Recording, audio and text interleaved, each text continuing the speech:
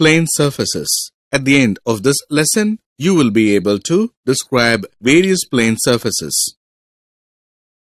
Explain the drawing procedure of general plane surfaces. Explain various plane surfaces and their traces. Is it possible to draw all the objects around us? Yes, it is. To represent this drawing, we need a piece of paper. This paper representation is enough for a single person. If the same thing has to be represented to a number of people, we use the board. For a crowd of people, we use posters. Can you find anything unique in all these scenarios? Yes. All the three have length and breadth, with no considerable thickness, and we can make them to extend at any required size. These things are considered to be a plane. Thus, a plane is a two-dimensional object which extends indefinitely.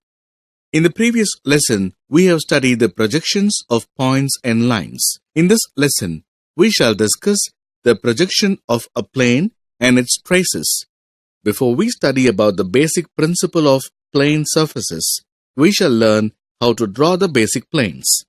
A plane is a two-dimensional surface having length and breadth with negligible thickness. It may also be called as lamina. While considering the length and breadth, the thickness is neglected as it is too small.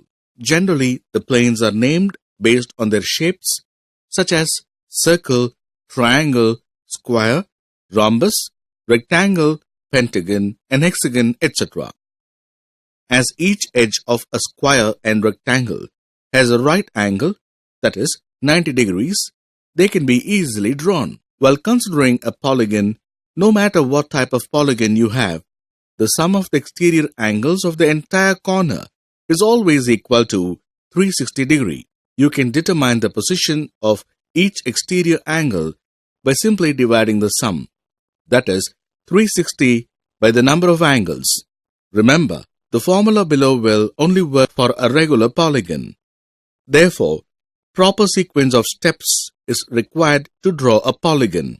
Let us now recall how to draw a polygon. To draw the regular pentagon of 40 mm side, draw a line with a length of 40 mm by using a mini drafter and name it as A and B. Using a protractor, measure the angle 72 degrees from the point A and mark a distance of 40 mm. Name this as E. Same as A, using a protractor, measure the angle 72 degrees from the point B and mark a distance of 40 mm. Name this as C.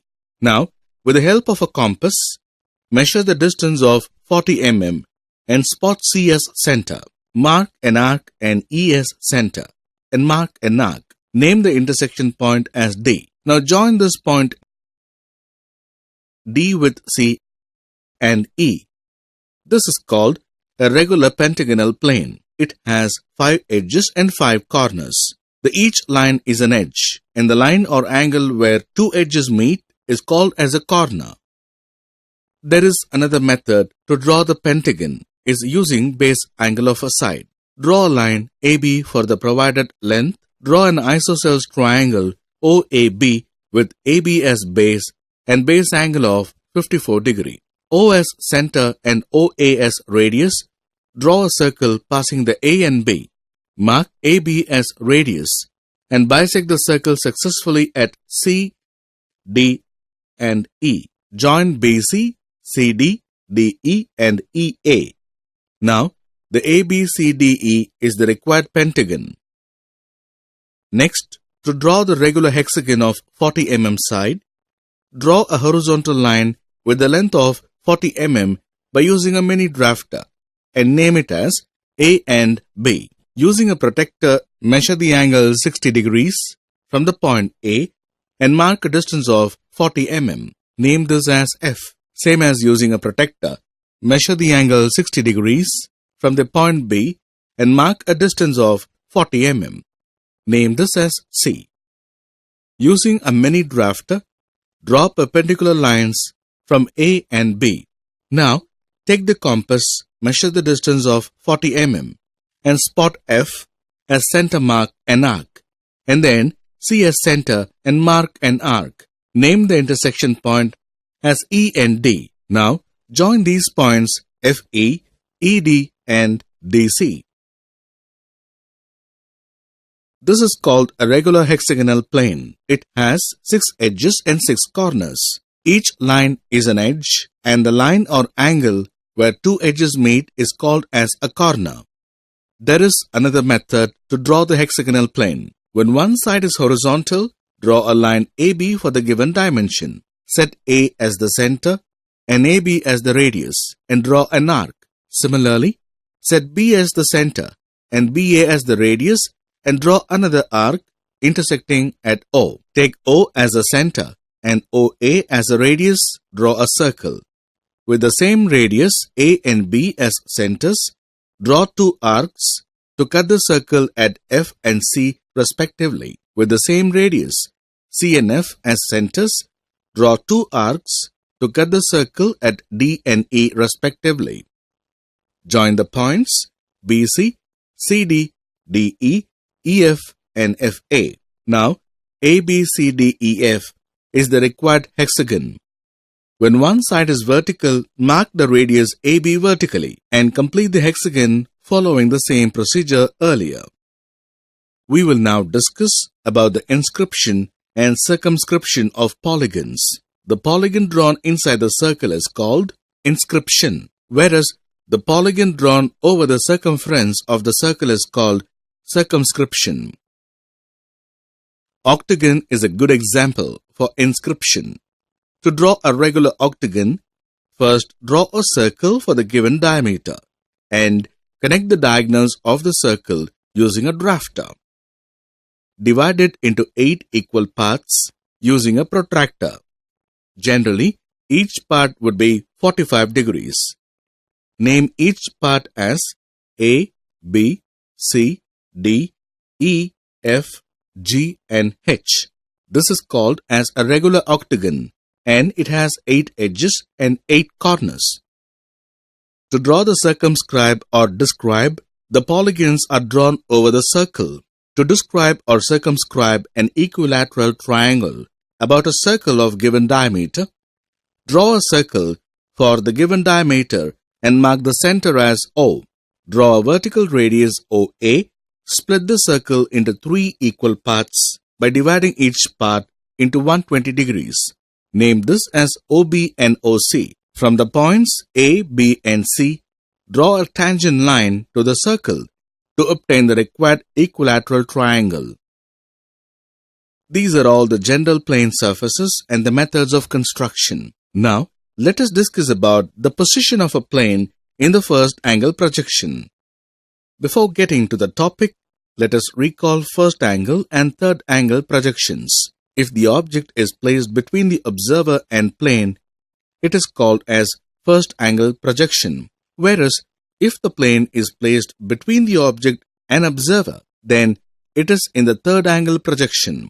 While considering these two projections, first angle projections are more commonly used as they are easier to understand than third angle projections.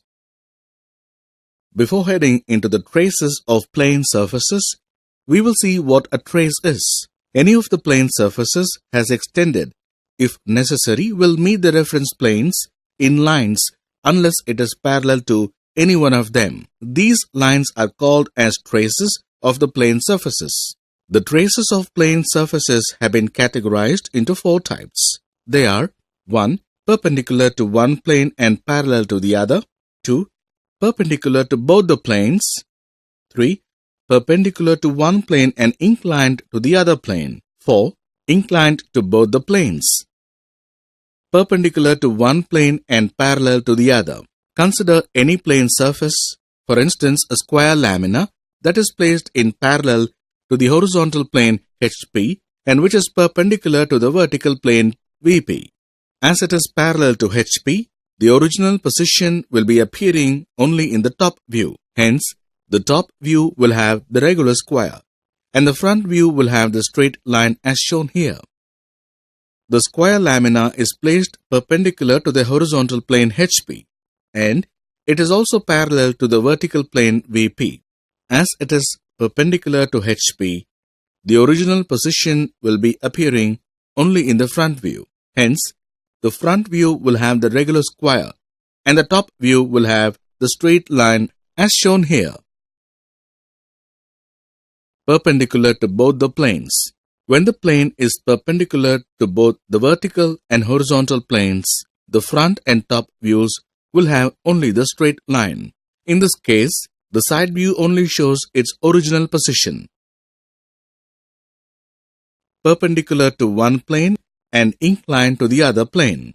Consider the square plane which is perpendicular to the vertical plane and parallel to the horizontal plane. If the plane is perpendicular to VP and inclined to HP, then the position of the plane will be as shown on the screen. As the plane is perpendicular to the vertical plane, the apparent view will be appearing on the top view, inclined to both the planes. Now, let us discuss the projection of plane inclined to both VP and HP.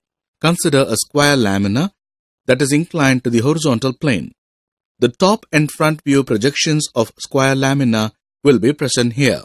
When the plane is also inclined to the vertical plane, the top and front view projections of the square lamina will be as shown on the screen. Summary. In this lesson, you have learnt about the introduction to various plane surfaces, the construction of hexagonal and pentagonal planes, the projection of a plane and its traces, the position of plane surfaces.